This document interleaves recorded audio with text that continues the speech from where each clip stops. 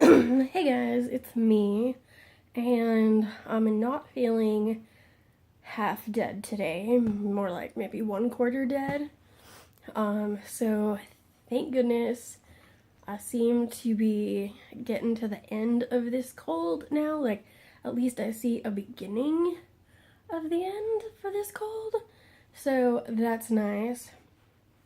Do you like my blanket? It's so soft, it's so fuzzy. I love it. My roommate's got it for me. Anyway, in the spirit of CF Awareness Month, I thought I would give you an explanation as to what CF is. Because a lot of people just don't know, and that's okay because it is actually a fairly rare condition. So most people don't really know much about it unless you know someone with CF. Um, a lot of times there'll be like a little blurb in your biology textbook maybe about it, but it doesn't even like begin to cover CF. And I could get into like all the biology and the science of it and all that stuff. I could do that, but that would be boring. So I'm just gonna give you the quick and dirty version. So CF is the most common inherited disease among Caucasian people in the world. It does occur in every other ethnicity out there, but it's much, much rarer. Most common in Caucasians by far. There are approximately 30,000 people in the United States living with CF and about 70,000 worldwide. So, like I said, it's an inherited condition, so it's genetic. You have to, in order to have CF, you have to receive a defective copy of the gene from each of your parents. So, the parents would be carriers, meaning they have one normal working copy of the gene, and then they have one defective copy of the gene. And so in a CF person, you get the defective gene from both parents, and then you have CF. And a lot of times, CF can just kind of hide out among families. And when someone is diagnosed, oftentimes that's like the first person in their family that has ever been diagnosed with CF. That is not unusual at all because it's a recessive trait, which means that it just kind of hangs out and, it has, like I said, has to have the two copies to be passed down. So, the one defective copy can just be continually passed down through the generations and nobody will know that, anybody is a carrier. So that's how you get CF. You have to be born with it. It is absolutely not contagious, so don't worry about any of that. And what CF does, essentially, it causes a salt imbalance in your body. You need a certain amount of salt in your body to stay properly hydrated. Obviously, too much salt, you will get dehydrated. So you need that good balance, that good flow. And in CF patients, in their mucous membranes, that balance is off, which causes the body to secrete extra thick, sticky, nasty mucus. So that includes sinuses, lungs, obviously, because that's the main problem with CF, but also in the digestive tract. Most CFers have digestive problems that can range from minor to severe. Mine are like somewhere in the middle. We don't digest fats and proteins normally, so we have to take supplemental enzymes. So that's what happens basically in a nutshell in the GI tract. In the sinuses and the lungs, it can cause frequent infections because that extra thick, sticky mucus is the perfect breeding ground for bacteria. Isn't that delicious? So basically, I'm walking around as a human petri dish, growing these various things in my lungs and my sinuses. And most of the time, I always have some cough to a certain extent. But most of the time, my immune system can kind of maintain a status quo. Well, there'll still be bacteria in there, but it's not like taken over per se. But there are times when, so maybe something stressful has happened that can impact even a healthy person's immune system, or like I get some other type of infection, like particularly viral infections are a big problem for me because what can happen there is I catch the virus and my immune system is like, whoa, what? No, we don't want no viruses here. But so it has to divide forces though between the virus and the bacteria that's constantly in my lungs. And there's just not enough. And so a lot of times a virus can in turn lead to the bacteria in my lungs just getting out of control. And a lot of times it will turn into bronchitis or pneumonia or whatever. And so then that can definitely lead to me needing antibiotics, which you've all seen me on antibiotics. It's just super fun.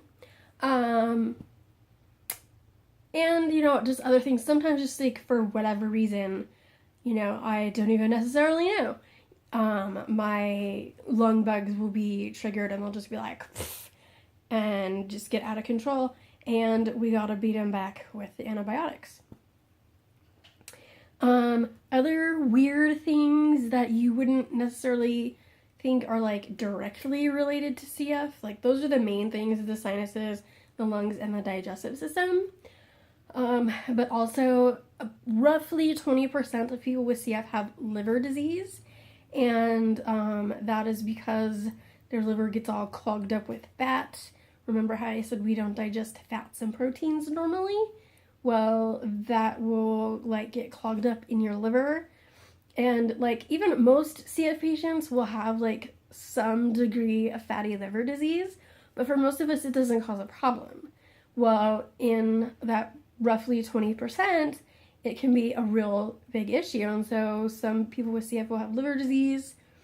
It is very, very, very, very, very common for people with CF to eventually develop diabetes.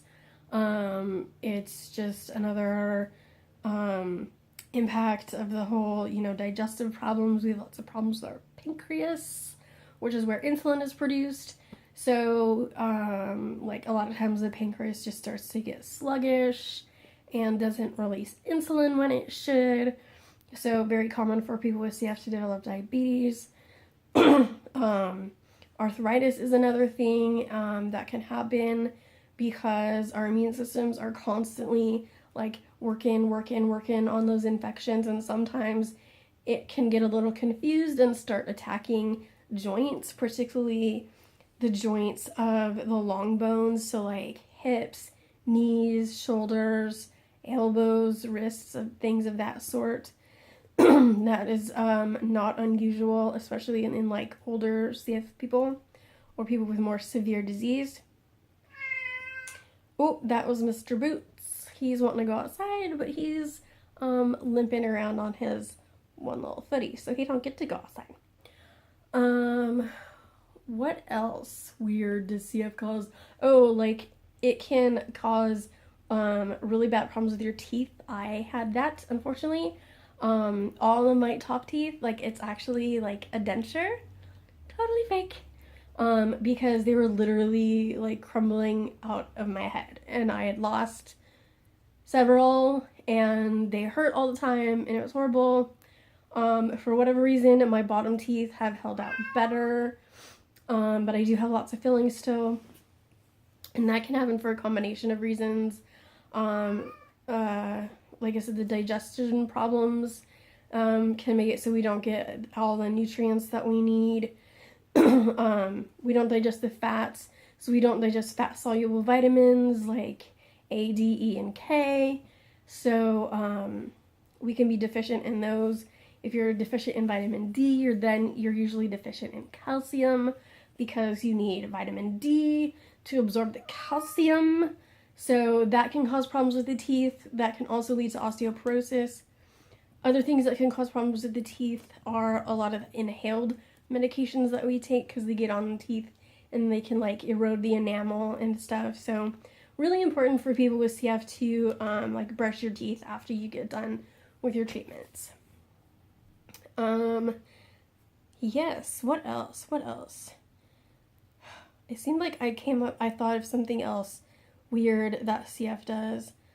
Oh, I know, like, for me, like, your eyes are another mucous membrane, and, my eyes are really dry because of that. I don't have, like, my natural tears that I produce, like, aren't thin enough, and so, like, I can't wear contacts because it just feels like I have sand in my eyes all the time if I do. What else?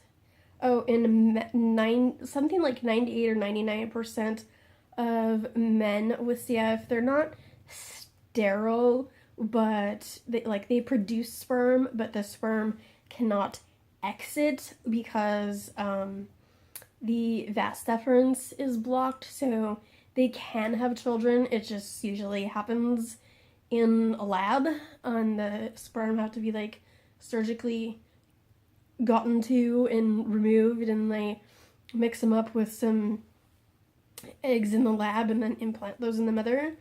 Women with CF definitely can conceive the old-fashioned way, but sometimes it's a little more difficult.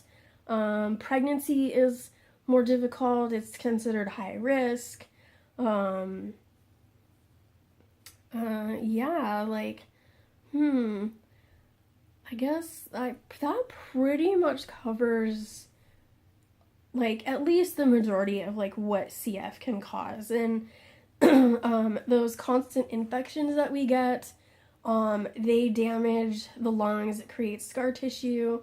That scar tissue doesn't work anymore. And eventually that will lead to, like, your lungs failing. So that is why a lot of people with CF eventually get double lung transplants. And then they can go on to lead, like, pretty close to normal lives. Like, you're never normal after a transplant. You still have a lot of medicines you have to take, and you know what, I'll do a whole separate video about transplant because that is definitely worthy of its own video. But sometimes, like I said, with the liver disease, they'll need lungs and a liver. I actually have one really good friend who had a double lung and liver transplant, and she is about 9.5 years out, doing great, doing wonderful. So yeah, I think, like I said, that's the quick and dirty version of what CF is. There's tons of other information out there. You can Google cystic fibrosis.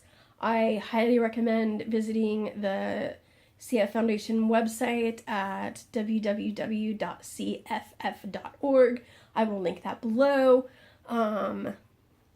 If you have any more questions, please go ahead and leave them in the comments, or you can leave them on my Twitter or my Facebook account, which I will also link below. And I would love to do a Q&A video so that you guys can get your questions answered about others, more in-depth explanation of some of these things that I covered in this video, or what it's like personally for me to live with CF, what medicines I take, whatever you want to know about CF and what it's like to have it. I will be more than happy to answer those questions, so just leave me a comment, and I will see you guys tomorrow.